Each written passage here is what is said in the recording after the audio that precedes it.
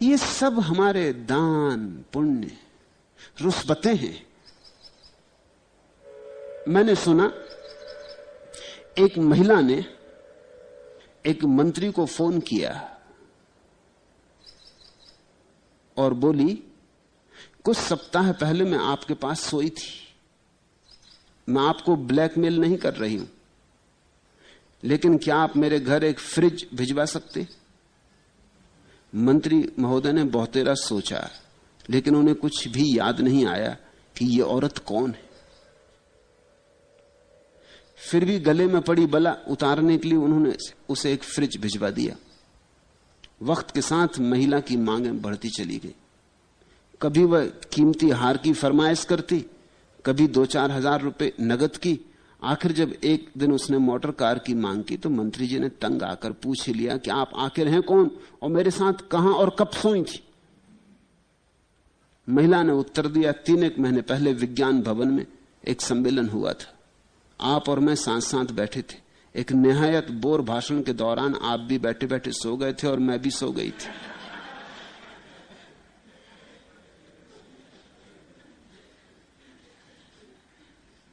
लेकिन अब मंत्री महोदय तो मंत्री महोदय हैं,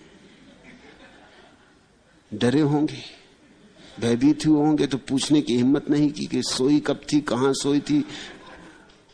अब जो कहती ठीक ही कहती होगी, झंझट छुड़ाओ, दे दो पैसे, ले लेने दो इसको।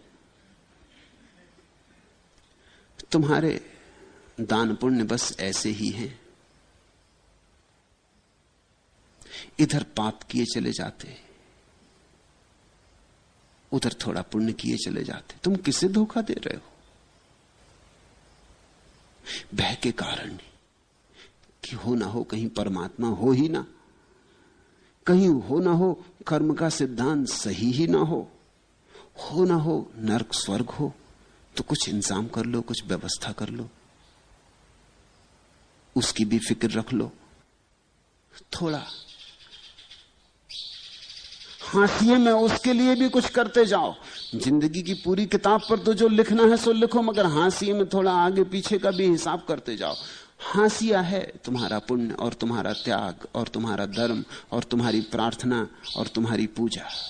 ये तुम्हारी जिंदगी नहीं, ये तुम्हारी जिंदगी से पैदा हुए अपराध भाव के लिए किसी तरह अपने को समझाने की सांत्वना है। इसलिए तुमसे मैं कहना चाहता हूं, तुम तो खोट ही खोट हो।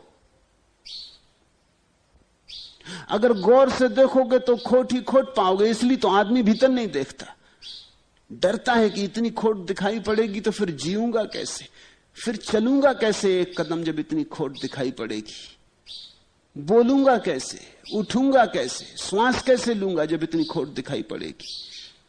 इसलिए आदमी भीतर नहीं देखता, आदमी अपने से बचता रहता, अपने आमने सामने नहीं आता। तुम अपने ही आमने सामने आ जाओ तो राज खुल जाए, तो रहस्य खुल जाए। तुम एक बार अपने को ही आमने सामने देख लो तो कुछ और बचता नहीं जानने को। किसी शास्त्र में जाने की जरूरत नहीं, अपना आमना सामना हो जाए तो तुम खोट ही खोट पाओगे। और उस दर्शन में ही कि खोट ही खोट है, तुम्हारे जीवन में अतिक्रमण शुरू होता है। तो फिर खोट से बचने का सवाल नहीं है कि कुछ पुण्य कर लो, कुछ त्याग कर दो। खोट को आमूल जड़ से ही तोड़ देने का सवाल है। ये खोट कहां से उठती, उस जड़ को ही काट देना है। नहीं तो पत्ते काटते रहते हैं हम। एक पत्ता दान कर दिया, मगर एक पत्ता कटा कि 4 पत्ते निकल आते।